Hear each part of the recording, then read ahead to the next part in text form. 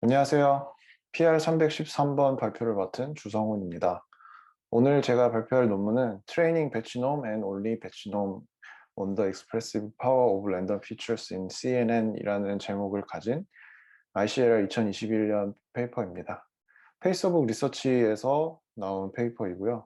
제목에서 보시다시피 이제 배치놈만 가지고 트레이닝을 했을 때 이 CNN의 피처를 얼마나 잘 설명할 수 있는지에 대해 연구한 논문입니다. 백그라운드부터 설명드리도록 하겠습니다.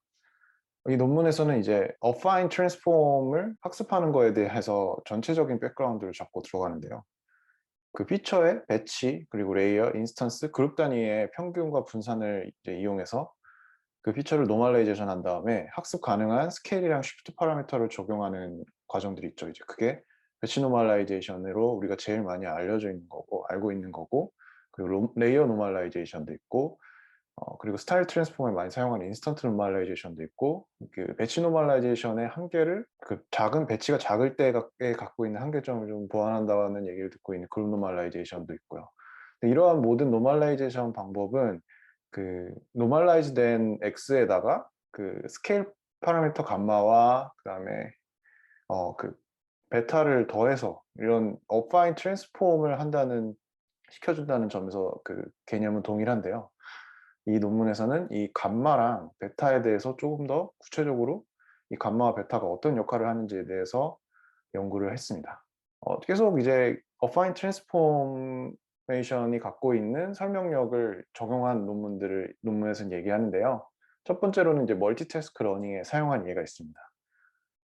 이 멀티태스크 러닝에 사용한 이 ICLR 2019 페이퍼는 그 모델에서 렐루나 컨볼루션 이 하나의 그 모델의 파라미터들은 이제 공유하고 각각의 태스크에 대해서 배치 노멀라이제이션 레이어랑 프리 커넥티드 레이어만 학습을 시키는 그런 방법을 적용했을 때 각각의 태스크에 하나의 공유되는 컨볼루션 레이어와 렐루를 갖고 있으면은 다른 여러 개의 태스크에도 배치 노멀라이제이션이랑 프리 커넥티드 레이어만 학습시켜도 적용이 가능하다라는 멀티태스크 러닝 방법을 제안했습니다. 그랬을 때 이 배치 노멀라이제이션이랑 라스트 레이어를 학습시키면 그 전체 파라미터에 비해서 학습시켜야 되는 파라미터 수는 훨씬 적지만 그 성능은 93과 비슷하게 나온다, 이런 결과를 보인 논문도 있고요. 그리고 배치 노멀라이제이션을 중간중간 끼워서 레지듀얼 어댑터 모듈이라는 그 구조를 설계한 다음에 이것도 마찬가지로 하나의 태스크에 대해서 학습한 모델을 예를 들어 개의 품종을 구분할 수 있도록 학습된 모델을 예를 들면 간판을 학습시킬 수 있는 모델이라든지 아예 다른 비주얼 도메인에 적용할 수 있도록 하는 그런 멀티태스크 러닝 방법도 있습니다. 또 스타일 트랜스포랑 스타일 제너레이션에 이 어파인 트랜스폼을 적용하는 예들도 있습니다. 인스턴트 노멀라이제이션을 활용해서 컨텐트 피처를 다양한 스타일 피처로 인코딩하는 데 적용을 했습니다. 많이 아시는 스타일겐도 이러한 방법을 적용한 거고요. PR 131번에서 스타일겐에 대한 리뷰가 있습니다. 그리고 이제 어댑티브 인스턴트 노멀라이제이션이라는 인스턴스 노멀라이제이션이라는 방법을 가지고 그 스타일들을 적용시키는 그 노멀라이제이션을 해서 그 기존의 콘텐츠 피처를 스타일 피처로 변환시키는 그런 데 적용하는 아다인도 PR 186번에서 아주 잘 설명이 되어 있으니까 참고를 하셨으면 좋겠습니다. 하지만 뭐니 뭐니 해도 제일 많이 사용되는 어파인 트랜스포메이션 방법은 역시 배치 노멀라이제이션인데요. 그 논문에서 그 배치노멀 is nearly ubiquitous in deep convolution neural network for computer vision이라는 nearly 거의 항상 존재하는 기술이라고 설명을 했고, 또 사실 배치노멀라이제이션으로 인해서 딥러닝이 더 깊게 갈 수 있고 더 학습이 잘 되게 만들어졌는데요. 배치 노멀라이제이션은 간략히 설명드리면은 그 각 배치마다의 평균이랑 베리언스를 계산하고 그 피처를 노멀라이제이션 한 다음에 각각의 스케일 파라미터 감마와 쉬프트 파라미터 베타를 이용해서 다시 이제 Y를 만드는 이러한 과정을 배치 노멀라이제이션이라고 합니다. 근데 앞서 설명드렸다시피 이 감마와 베타가 배치 노멀라이제이션에서 중요한 역할을 하는데, 사실 배치 노멀라이제이션을 많이 사용함에도 불구하고 이 감마와 베타의 표현 능력에 대해서 잘 알지 못한다는 것을 이 논문에서 연구의 필요성을 얘기하고 있습니다. 하지만 이 배치 노멀라이제이션만 트레이닝하면서 좀 연구를 하려는 이전의 시도들이 있었습니다. 이 CRV 저널에 2019년에 나온 논문은 네트워크의 다양한 부분을 프리즈하고 배치 노멀라이제이션 파라미터 감마와 베타만을 학습시킨 그런 시도가 있었습니다. 그랬을 때 시파10 네트워크 덴스넷이랑 이제 와이드 레즈넷에서 61%의 30에서 30, 61%의 덴스넷이고 와이드 레즈넷에서 30% 정확도를 나타냈는데요. 이 논문 제가 리뷰한 이 논문에서는 이 로젠필드의 이 논문이 정확도가 되게 낮고, 그래서 이 논문 사실 제가 지금 앞으로 설명드릴 부분도 네트워크를 대부분 프리즈하고 배치 노멀라이제이션 파라미터만 학습시켜서 배치 노멀라이제이션 파라미터의 역할을 스터디하는 그런 논문인데, 이전에 이런 시도가 있었지만 성능이 너무 낮고 그래서 더 깊은 연구가 없었다라고 저자들은 얘기하고 있고요. 또 이건 앞서 설명드린 것과 같이 하나의 태스크에 대해서 고정된 이제 네트워크를 가지고 다른 태스크에 적용할 때는 배치 노멀라이제이션 파라미터만 학습하는 방법도 제안을 했습니다. 이런 이전에 시도가 두 개는 있었지만 어떻게 배치 노멀라이제이션 파라미터를 학습했을 때 왜 좋은 성능이 나오는지에 대해서 깊은 연구가 필요하다는 필요성을 제시를 했고요. 그리고 배치 노멀라이제이션 파라미터가 아니라 다른 전체 파라미터 중에서 소수의 파라미터를 선택적으로 트레이닝을 했을 때 그 배치 노멀라이제이션 파라미터를 트레이닝한 결과를 비교해서 정말 이 배치 노멀라이제이션 파라미터가 중요한 건지를 확인하는 그런 연구도 필요하다고 얘기를 하고요. 다양한 범위의 네트워크의 사이즈, 뎁스 같은 걸 다양하게 해서 그 다양한 네트워크에 대해서 배치 노멀라이제이션 파라미터 트레이닝이 가능한지를 확인해야 되는 이런 연구의 필요성을 인트로에서 얘기를 하고 있습니다. 그래서 이 논문의 목적은 그 어파인 파라미터, 그러니까 여기서는 배치 노멀라이제이션 파라미터의 역할과 그 설명력을 이해하기 위해서 이해하는 게 목적이고요. 그 이해하기 위한 방법으로서 그 배치 노멀라이제이션 파라미터만을 학습시키는 겁니다. 그러니까 처음에 랜덤 이니셜라이제이션 된 모든 웨이트를 프리즈하고 이렇게 배치 노멀라이제이션 파라미터만 학습을 했을 때 이 전체 파라미터를 학습시켰을 때보다 성능이 어떻게 다른가, 낮아지면 얼마나 낮은 것인가, 이러한 스터디를 하는 것이 어프로치가 되겠습니다. 이런 것은 이제 랜덤 이니셜라이제이션 네트워크의 대부분의 파라미터를 그냥 고정시키면서도 어느 정도 높은 정확도를 보인 논문들이 있어서 이런 논문들을 참고해서 배치 노멀라이제이션 파라미터만 트레이닝하는 것도 어느 정도 가능할 거라고 생각을 했다고 합니다. 방법은 좀 간단합니다. 아키텍처는 이제 레즈넷, 그러니까 시파10을 위한 레즈넷이랑 이미지넷을 위한 레즈넷을 기본 구조로 활용했고요. 처음에 그 모든 레이어의 파라미터들은 랜덤으로 이니셜라이제이션 됐습니다. 그리고 이제 뎁스와 위스를 조절하면서 실험을 했는데요. 이게 이제 레즈넷을 기본 구조로 선택한 이유가 되겠습니다. 뎁스를 점점 더 넓혀가면서 실험하기가 좀 더 좋으니까요. 뎁스는 이제 카이밍히 논문을 따라서 이 뎁스는 이렇게 레즈넷의 경우 14, 32, 56에서 866까지 이렇게 쌓아가면서 구조를 다르게 실험을 했고, 레즈넷포 이미지넷 같은 경우에는 이제 레즈넷 18에서부터 200까지 이런 식으로 더 쌓으면서 뎁스를 조절했습니다. 위스는 이 각 레이어당 채널을 늘리는 방법을 사용해서 이 시파10의 레즈넷의 경우에만 이런 위스 스케일을 적용해서 실험을 해봤습니다. 그랬을 때 우리가 주목해야 되는 거는 이 토탈 파라미터들에 비해서 배치 노멀라이제이션 파라미터들의 수는 거의 0.12% 정도로 낮은 수준이라고 얘기를 하고, 이 배치 노멀라이제이션 파라미터들만을 트레이닝했을 때도 과연 성능이 잘 나오느냐, 이런 것을 주목해서 보시면 되겠습니다. 또 이 액티베이션 펑션인 렐로를 사용했는데 그 렐로 전에 배치 노멀라이제이션을 배치했습니다. 이것도 2016년 카이밍 히 페이퍼랑 카이밍 히 페이퍼를 따라온 거죠. 파라미터 이니셜라이제이션은 베타는 0으로 그리고 감마는 0에서 1 사이로 유니폼하게 샘플링을 했습니다. 그럼 이제 좀 결과를 설명드리면서 말씀드리겠습니다. 처음에 나온 결과는 이제 배치 노멀라이제이션 파라미터만 학습시켰을 때 정말 정확도가 잘 나오느냐를 보여주는 결과입니다. 배치 노멀라이제이션 파라미터 감마랑 베타를 제외하고 모든 웨이트를 프리즈하고요. 이거는 이제 전체 파라미터의 0.64%, 0.27%가 되겠습니다. 일단 이 그림은 그 CPA-10을 위한 레즈넷에서 뎁스를 더 점점 늘려가면서 본 건데요. 저희가 주목해야 될 선은 이 빨간 선, 배치 노멀라이제이션 파라미터만 학습시켰을 때입니다.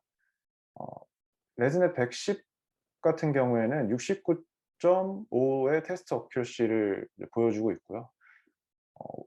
뒤에 더 설명드리겠지만 뎁스가 점점 쌓임에 따라서 이 배치 노멀라이제이션 파라미터만 학습을 했을 때 거의 전체 파라미터를 학습시킨 이 파란 선이랑 가깝게 성능이 올라간다는 것을 확인을 할 수가 있습니다.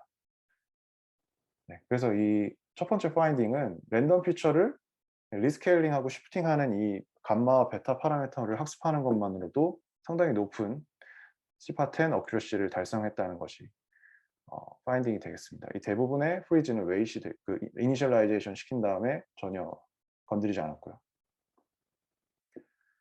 그리고 이제 위스와 뎁스를 늘려가면서 모델을 바꾸고 그리고 이제 배치 노멀라이제이션만 트레이닝하는 이 기법이 어떻게 좀 작용하느냐를 봤습니다. 이 왼쪽 그림은 점점 더 그 네트워크를 깊게 쌓았을 때 트레이닝을 시키면 이제 여기 이 빨간 선에 레즈넷 14에서는 48%의 테스트 셋 어큐러시를 갖고 있고 866 레이어에서는 82%로 점점 더 네트워크가 깊어질수록 배치 노멀라이제이션만 트레이닝하는 이 기법의 성능이 더 좋아지는 것을 확인을 할 수가 있습니다. 이거는 이제 사실 더 트레이닝할 이거죠. 더 트레이닝할 전체 토탈 그 파라미터에 비해서 배치노 파라미터가 더 비율이 낮아짐에도 불구하고 배치 노멀라이제이션 파라미터만을 트레이닝했을 때 성능이 제일 높았습니다. 그리고 이제 와이드닝 네트워크를 점점 와이드하게 만들었을 때는 이것도 마찬가지로 더 와이드한 경우가 제일 이제 그 기본 네트워크에 비해서 성능이 더 좋다는 것을 확인을 했습니다. 근데 이 각각 그 깊게 쌓는 거랑 와이드하게 만드는 거랑의 네트워크를 두 개를 비교했을 때는 이렇게 이 선의 기울기를 보시면 되는데요. 이 빨간색은 이제 위스를 점점 늘려가면서의 테스트 셋 어큐러시고 파란색은 이제 뎁스를 늘렸을 때 깊게 쌓았을 때의 테스트 셋 어큐러시인데 이 기울기가 뎁스를 쌓았을 때가 좀 더 높습니다. 그래서 결과적으로는 점점 더 깊게 쌓을수록 배치 노멀라이제이션 파라미터 트레이닝이 높아진다는 거고 모델이 깊었을 때 이 배치 노멀라이제이션 파라미터가 쉬프팅하고 스케일링하는 그 역할을 좀 더 영향을 많이 받는다라고 저자들이 이야기하고 있습니다. 그다음에 이제 이전 그림들은 CPA-10에 대한 결과들이었고 이 그림에서는 이미지넷을 위한 레즈넷의 결과를 보여드리겠습니다. 이미지넷 같은 경우에는 이제 클래스가 1000개이기 때문에 배치 노멀라이제이션 파라미터만 학습시키는 것보다는 배치 노멀라이제이션이랑 아웃풋을 좀 같이 아웃풋 레이어를 같이 학습시켜야 그래도 괜찮은 성능을 보였습니다. 이게 보라색인데요. 그랬을 때 이제 가장 깊게 쌓았을 때가 이제 그 레즈넷 200인데 200일 때 57% 아웃풋이랑 배치 노멀라이제이션을 같이 학습시켰을 때 57%의 탑5 테스트 어큐러시를 보였고 배치 노멀라이제이션만 학습시켰을 때는 32%로 좀 낮게 나타났습니다. 근데 이제 아웃풋 레이어만을 학습시켜 봤는데 그랬더니 거의 이제 성능이 계속 10% 밑으로 10%는 밑으로 거의 계속 깔아져 있는 걸 볼 수가 있고요. 그렇기 때문에 배치놈이랑 아웃풋을 같이 학습시켜도 배치 노멀라이제이션 파라미터가 사실 중요한 거다라는 결과를 보실 수가 있습니다. 그러면 정말 이 어파인 파라미터가 특별한 것이냐를 확인하기 위해서 이 녹색의 그래프를 보시면 되는데 녹색 그래프는 이제 전체 채널에서 두 개의 랜덤 파라미터를 임의로 선택해서 걔만 학습시킨 겁니다. 그러니까 배치 노멀라이제이션 파라미터가 알파랑 베타 두 개가 있으니까 걔가 아니라 그냥 의미의 어떤 두 개의 파라미터를 선택해서 학습시켰을 때의 결과를 봤는데 그랬을 때 이 빨간색 선에 비해서 모든 케이스에서 다 한참 낮은 성능을 보였고, 특히 이 이미지넷을 위한 레즈넷에서는 거의 잘 작동을 안 한다는 것을 확인을 할 수가 있었습니다.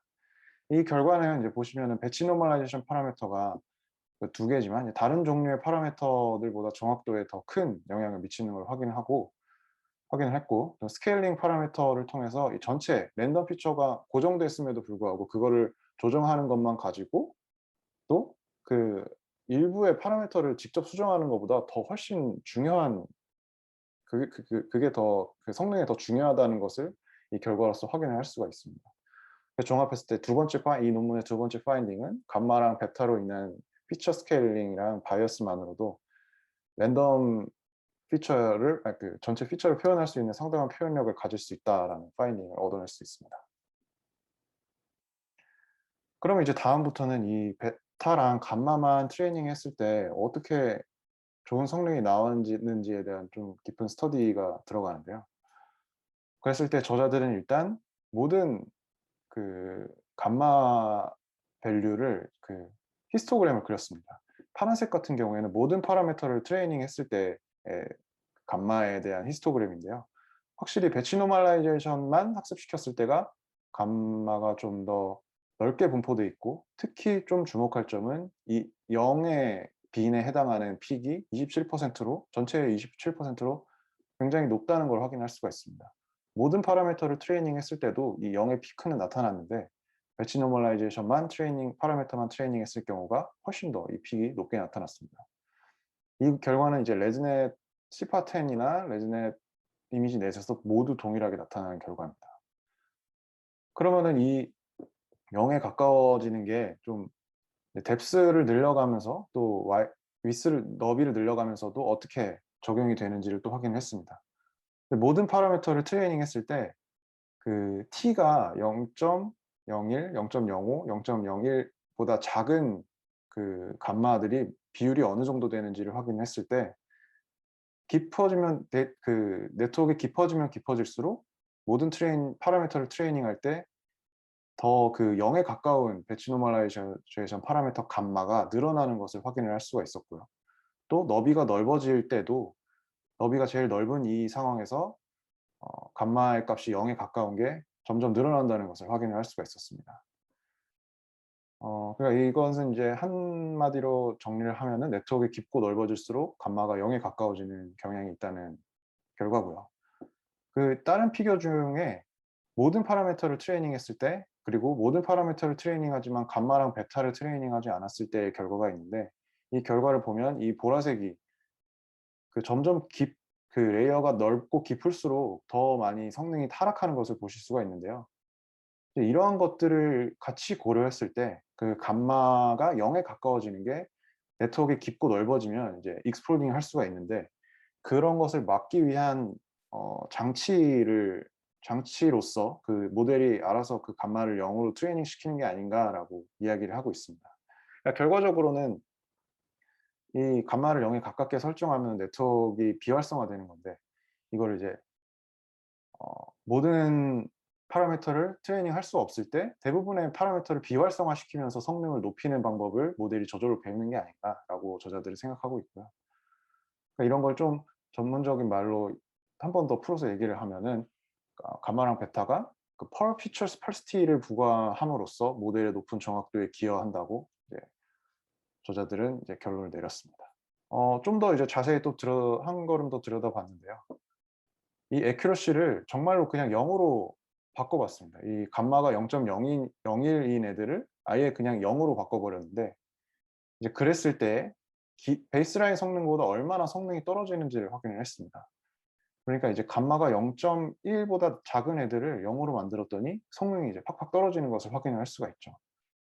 그렇다는 거는 이 그 절대값 감마가 0.1보다 작은 건 맞긴 한데 완전히 0은 아닌 것 같다는 거죠. 0으로 만들었을 때 성능이 다 떨어져 버리니까 이 굉장히 작은 감마 값에서 존재하면서 그 스케일링을 조절하면서 성능이 좋아지도록 만들어주는 게 감마가 어느 정도 역할을 하고 있다라고 이해를 하시면 되겠습니다. 감마에 대한 거는 이제 그 곱하는 스케일링 파라미터이기 때문에 좀 좀 스터디를 하기가 쉽다고 얘기하는데요. 이제 베타 같은 경우에는 이제 더하는 바이어스의 역할을 해서 베타만 가지고 그 베타가 어떤 역할을 하는지 보는 거는 좀 어렵다고 이야기를 했습니다. 그래서 감마랑 베타 그 배치 노멀라이제이션 이후에 이제 액티베이션 펑션을 렐루를 거치게 되는데, 그 액티베이션을 거치고 난 다음에 값이 어떻게 되는지를 체크를 해 봤습니다. 그러니까 그 렐루 이전에 배치 노멀라이제이션 이후의 값이 어떻게 되는지에 따라서 그 렐루를 통과한 값도 결정이 되니까요.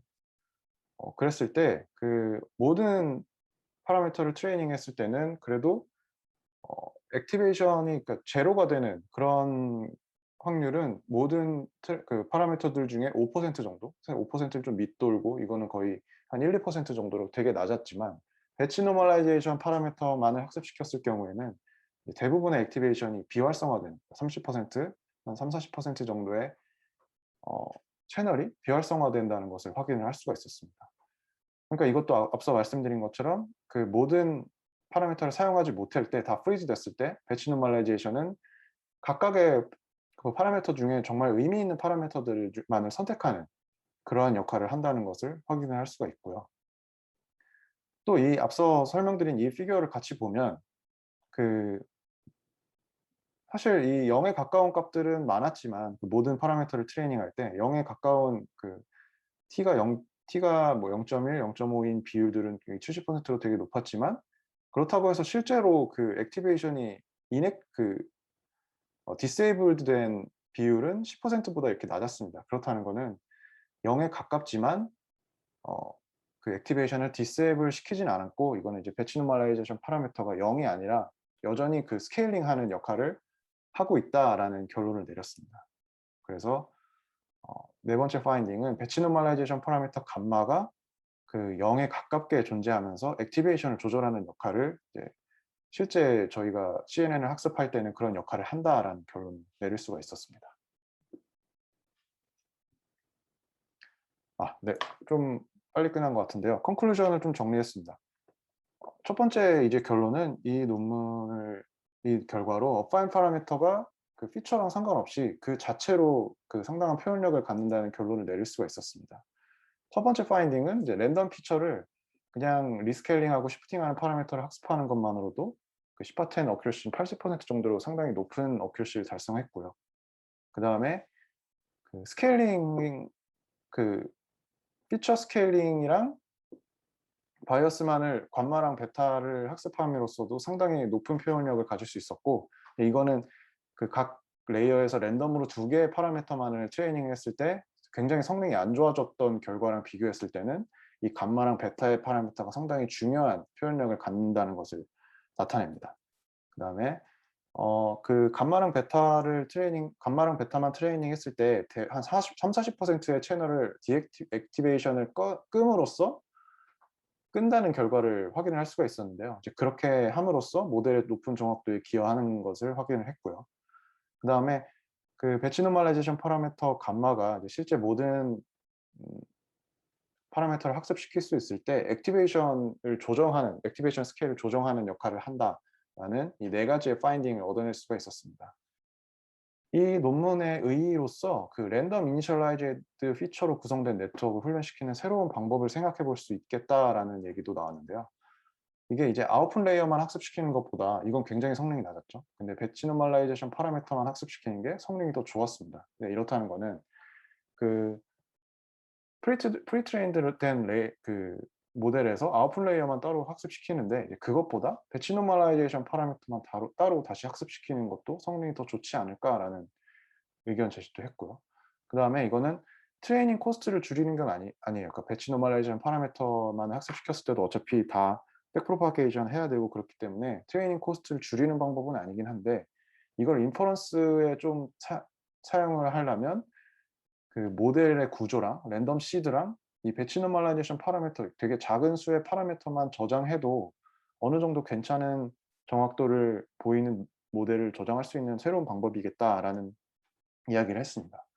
또 그것과 관련해서 이 각각의 태스크의 성능을 높일 수 있는 랜덤 이니셜라이제이션 방법 자체를 잘 연구하면 이 배치 노멀라이제이션 파라미터 온리 트레이닝 방법이랑 조합했을 때 더 좋은 성능을 나타내는 결과가 될 수도 있겠다라는 이야기를 했습니다. 리미테이션이랑 퓨처웍은 다른 네트워크, 여기서는 레즈넷만 사용했는데 인셉션넷이나 NLP에 사용되는 트랜스포머 같은 다른 네트워크에도 이러한 연구를 적용할 수 있겠다라고 얘기를 하고요. 그리고 이 배치 노멀라이제이션만 학습시켰을 때 하이퍼 파라미터 튜닝에 대해서 좀 더 깊게 연구를 할 필요도 있다고 얘기를 합니다. 이 논문에서는 사실 그냥 베타랑 감마를 이니셜라이제이션 하는 거 말고는 더 깊은 파라미터에 대한 언급도 잘 나와 있지 않고 그에 관련한 스터디도 하지 않았기 때문에 퓨처웍으로 이런 연구를 하는 것도 괜찮을 거라고 얘기를 하고 있고요. 그리고 네트워크에 배치 노멀라이제이션이 없는 경우, 웨이트 노멀라이제이션이나 이제 픽스업 이니셜라이제이션을 예로 들고 있는데 이런 경우에도 어파인 파라미터만을 학습시키는 이 방법을 적용할 수 있을지에 대해서 퓨처웍을 하면 좋을 것 같다라고 얘기를 하고 있습니다.